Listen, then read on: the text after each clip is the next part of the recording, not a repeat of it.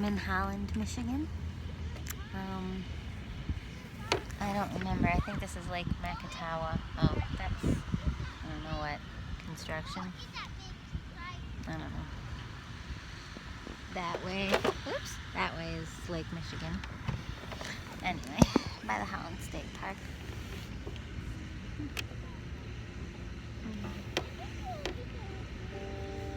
Nope. Nope.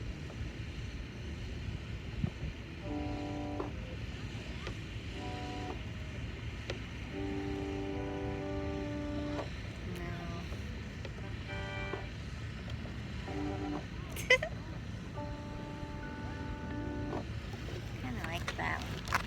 Alright. Here we go.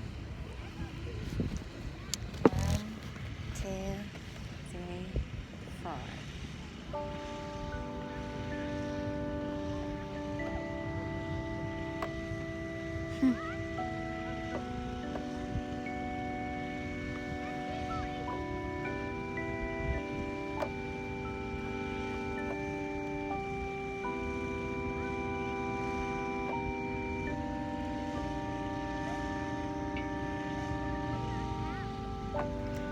Judgment Day in your mind, in your memory.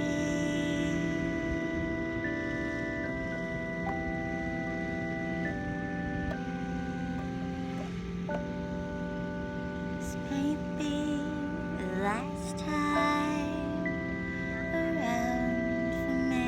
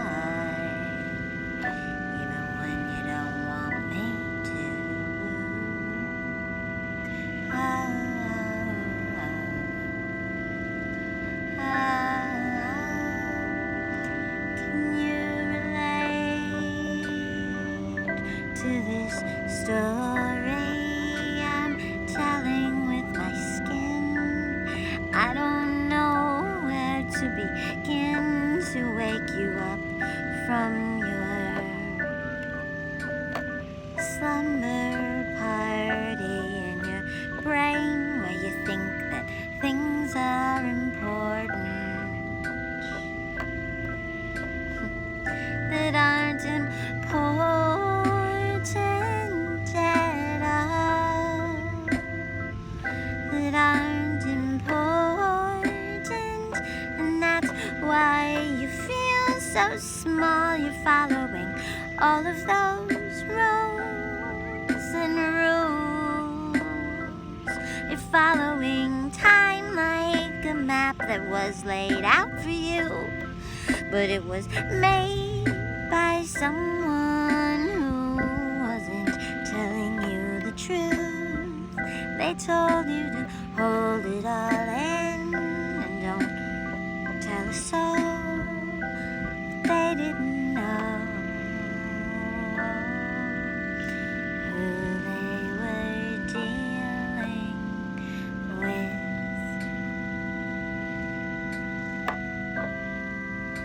Who they had come across. It would have been kind and brave. It would have been kind of wise if you had just said their name way back at the start of your life. But you were so scared of their pain, so scared of their rules so scared to be anything but a good girl coming true. But sometimes you need to break the rules set out before you, 'cause sometimes those rules are the cruelest thing you'll find.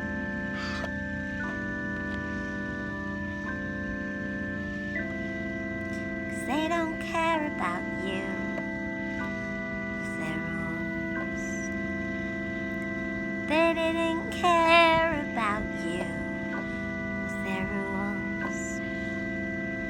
And you had to learn to see in the dark, to get out of that world, to get out of that judgment day. You had to see in the dark and believe you were safe anyway. You had to see in the dark and find the light that said don't be afraid. You had to see in the dark and learn not to be afraid. Well, you had to see in the dark and be afraid, but keep going. You had to keep going. It feels like flying when you were taught to be still, when you were taught to play along, when you were taught right from wrong, but they got it all wrong.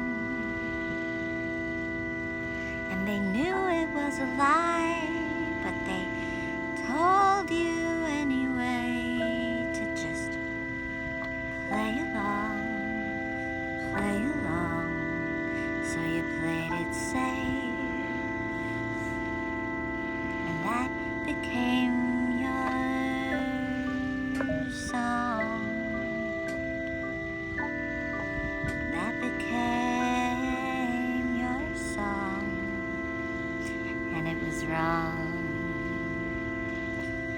It was wrong.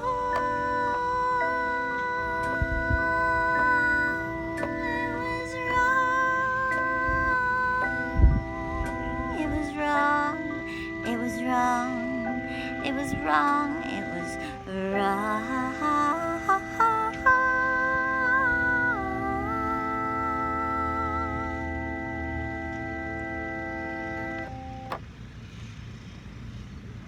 That's what I think about childhood trauma.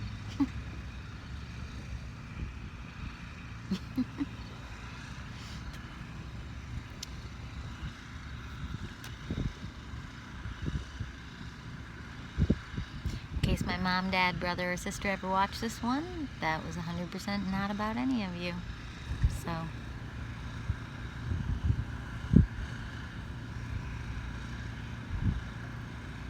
I think the universe didn't know what it was dealing with when it decided to F with me. I think that if you spend 20 years learning to speak your truth without offending anyone, and every time you start tiptoeing towards a truth that's more authentic to you, if you feel like you're rocking someone else's boat, you hold it back or just pull it back a little, you will find in that kindness seeking, like a missile, you will find, if you are that kindness seeking, that you don't want to hurt anyone, even your own abusers. If you choose to do that with your life, you will develop a core strength that you don't even know is happening as it's happening, because as you pull back in kindness, it might feel like fear. Because I pulled back in kindness repeatedly over the last 20 years. And I still hold back in kindness all the time. There's so many things I could say and share, and I always call it other people's stories. But what it really is would be me having opinions about other people's stories, and I choose not to do that out loud. Not to their face usually, not behind their back, not to my YouTube, not because I don't have opinions. I'm very wounded by a lot of people, specifically some very serious bad abuser type people. But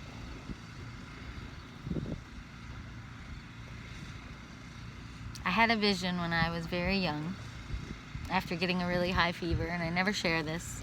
I think I've shared it once before, and maybe not on my YouTube. Maybe like in a voice memo that I don't think I'll ever share, but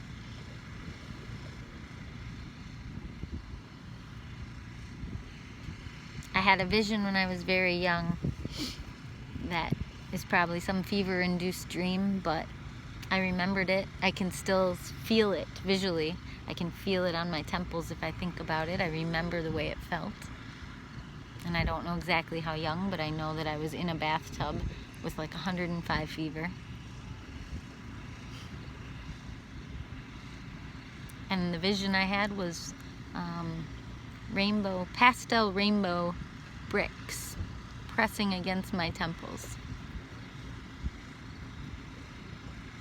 I thought I would never tell that. That's mine. That's what I thought. But I'm giving it to you because that was given to me.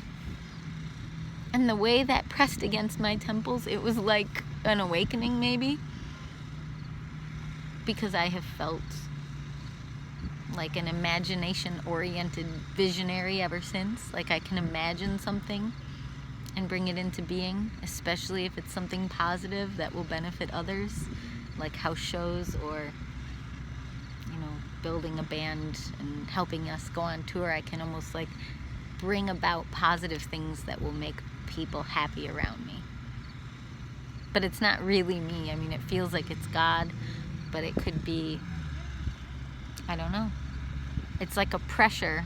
It doesn't feel like pressure anymore. Well, it does. It feels like overall life pressure to be a good person and to do things for other people that are loving and uplifting and supportive to who they are.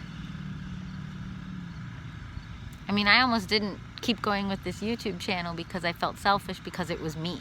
Like, I felt selfish just existing as a human who, like, there's no way to do a YouTube channel where I'm other people every day. And there's no way to elevate voices other than mine every day because that's not, I don't have those types of strengths. Those are like organizational strengths and like curating strengths for something a little more, I don't know. This is just low key, kind of like making a podcast. And like, of course, if you make a podcast and you're a scrappy, playful, meandering, rambling soul like I am, then the star of the podcast is you yourself. Like, that's what this is. But to believe that it's a selfish thing when the only reason I share these is because I hope that someone else can benefit from my journey. I don't want to just go to the grave with all of these experiences and processes that unfolded in my life and not have passed on what I can. Because, like, surrounding myself, my bracelet from my boyfriend's nephew, Josiah, my bracelet from my niece, surrounding myself with rainbow, positive.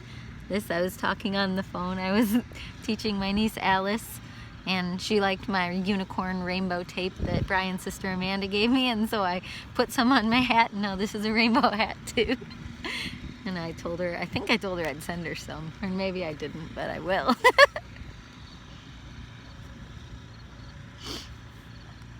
I'm not saying go put rainbows on everything. I'm not saying that. And everything I thought was a problem, like, oh, rainbow only means LGBTQIA now, and it's like, no, it doesn't. And then the other side, oh, rainbow is God's promise, and it only means this and this. And it's like, no, it doesn't. Rainbows are for everyone. Rainbows are for everyone. I'm sorry, everyone, but rainbows are for everyone. Teams are not real. Sides are not real. They might be real, like, okay, they're real the same way like grades are real. Like, they suck because they're measuring aptitude on things that are not fair, and things are stacked against some people and stacked in favor of other people. And so grades are not real assessments of people's worth, but are they real, like, as in, do they exist in the world? Yes. Same with, like, I understand that Christians see rainbows as, something that they claim, and I understand that the LGBTQ plus community claims rainbows as theirs, and it's like both are true, but neither really have to be a problem. I guess that's how I view, like, I'm trying to just learn to like claim places, claim moments. Like, I just reclaimed something that happened to me as a very young child, and I put it in a song, and I left it on this bench in Holland, Michigan. It's just a bench.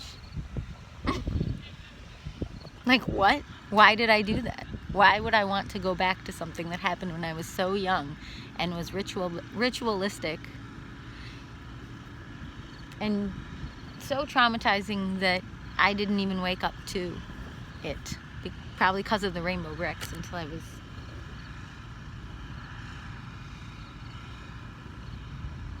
much older. I'm not going to go there. I'm not going to get into specifics because, and maybe this is the other thing I want to pass on, there's a buoyancy. When I was in therapy and we kept getting to the root of things and we kept coming back to this issue, you know,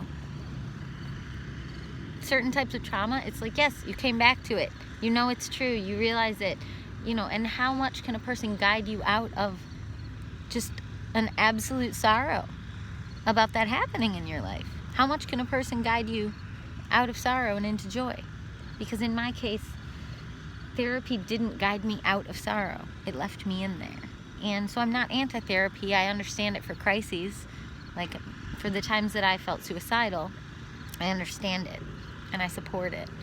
But to believe in this like lifelong therapy model and create new authority figures that are our therapists, like, that's, to me, that's dangerous, because I don't need to talk against that either. I just want to say, like, you can have the most traumatic possible experience, even if it's just one. I also lived a mile from 9/11. Today is 9/11. 19 years ago.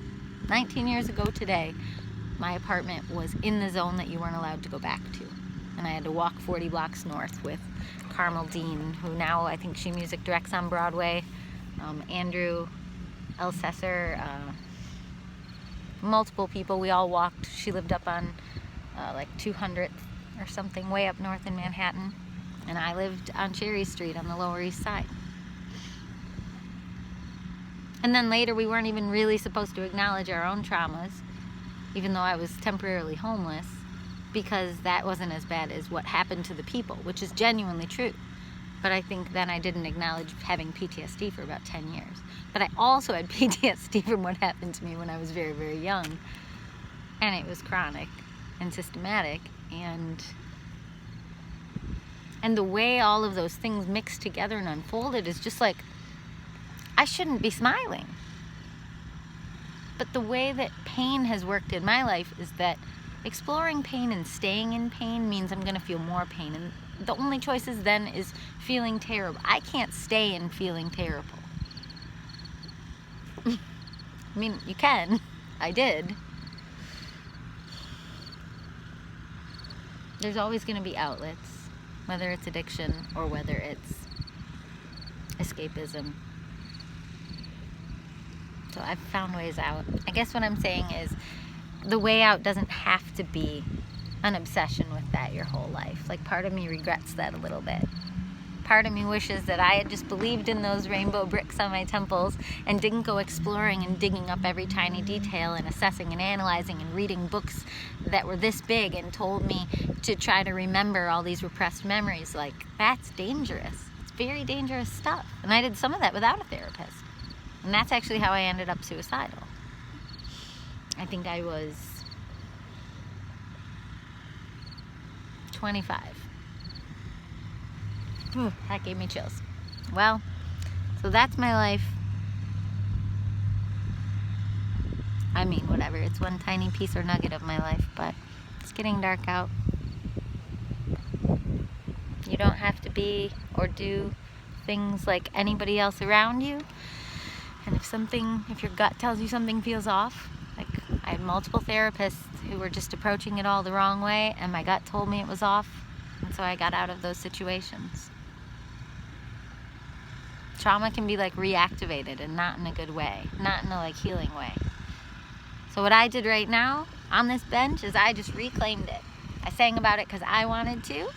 I can leave it here on this bench. I can go and swoof it away. I can make up whatever reality I need to around it. I can build it like those rainbow bricks. I can create my life in this way, in the way this bracelet was made for me. I can one piece at a time, just like this bracelet Josiah made. I can build it together and piece together the story, and piece together the healing, and piece together the looking away from the wound and just moving on. I can fly off like those cute seagulls that were flying around. And so can you. And so can everyone. Maybe not today, but that can be the goal. That can be the ambition. Maybe you can't maybe just suddenly be there. Just like I can't suddenly be rich. I've had ways that I've shot myself in the foot with money for a long time. And so like I can't suddenly tomorrow be where some of the people I know are at when it comes to stability or money or understanding how the world works. I can't suddenly be there. But I can see that as the path, as the point of light that I want to move towards, which feels very grown up and responsible, which is what I have not focused on.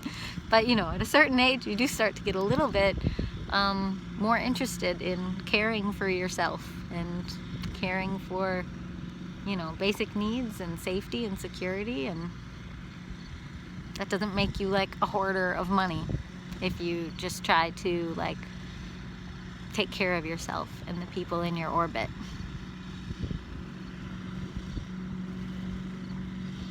Anyway, hope you have a lovely night. Hope you enjoyed listening to that random drilling or whatever that was. Bye.